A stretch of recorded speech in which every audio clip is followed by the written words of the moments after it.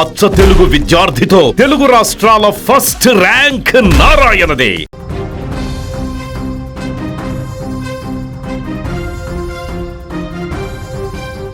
AP రాష్ట్ర రాజకీయాలలో మరో సంచలన పరిణామం చోటు చేసుకుంది. సోషల్ మీడియాలో తన వివాదాస్పద వీడియోలు, అనుచిత వ్యాఖ్యలతో తరచూ వార్తల్లో నిలిచే యూట్యూబర్ రావణ్ను పోలీసులు 5వసారి అరెస్టు చేశారు. అంతేకాదు ఈసారి సాధారణ సెక్షన్లు కాదు, దేశ భద్రతకు సంబంధించిన ఉపా చట్టం కింద కేసు నమోదు చేయడం తీవ్ర చర్చకు దారితీసింది.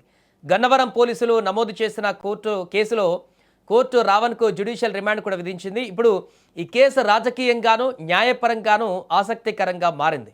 ఇటీవల సోషల్ మీడియాలో పవన్ కళ్యాణ్తో పాటు సనాతన ధర్మం, హిందూ దేవుళ్లపైన రావణ్ చేసిన కొన్ని అనుచిత పోస్టులు, వీడియోలు ప్రజల్లో విద్వేషాలు రెచ్చగొట్టేలా ఉన్నాయని ఆరోపణలు ఉన్నాయి. ఈ అంశాలపైన దర్యాప్తు చేపట్టిన గన్నవరం పోలీసులు పలు సెక్షన్లతో పాటు ఉపా చట్టాన్ని కూడా వర్తింపజేశారు. అనంతరం రావణ్ను అదుపులోకి తీసుకొని కోర్టులో హాజరుపరచగా న్యాయస్థానం ఈ నెల 18వ తేదీ వరకు జ్యుడిషియల్ రిమాండ్ విధించింది. దీంతో రావణ్ను నెల్లూరు సెంట్రల్ జైలుకు తరలించారు. ఇక ఈ అరెస్ట్ రాజకీయంగా కూడా ఇప్పుడు దుమారం రేపుతోంది.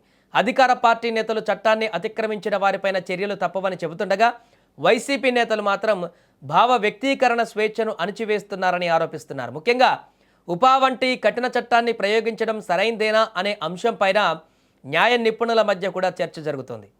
ఈ కేసు రాబోయే రోజుల్లో మరింత కీలక మలుపులు తిరగబోతున్నాయి. ప్రస్తుతం రావణ్ నెల్లూరు సెంట్రల్ జైల్లో రిమాండ్ ఖైదీగా ఉన్నారు. పోలీసులు దర్యాప్తును ఇప్పుడు కొనసాగిస్తున్నారు. కేసుకు సంబంధించిన డిజిటల్ ఆధారాలు, సోషల్ మీడియా పోస్టులు, ఇతర సాక్ష్యాలను సేకరిస్తున్నారు. మరోవైపు రావణ్ తరపు న్యాయవాదులు బెయిల్ కోసం ప్రయత్నించే అవకాశం కూడా ఉంది. ఈ కేసులో కోర్టు ముందు పోలీసులు సమర్పించే ఆధారాలు, అలాగే దర్యాప్తులు వెలుగులోకి వచ్చే అంశాలపైన తదుపరి పరిణామాలు ఆధారపడి ఉంటాయి.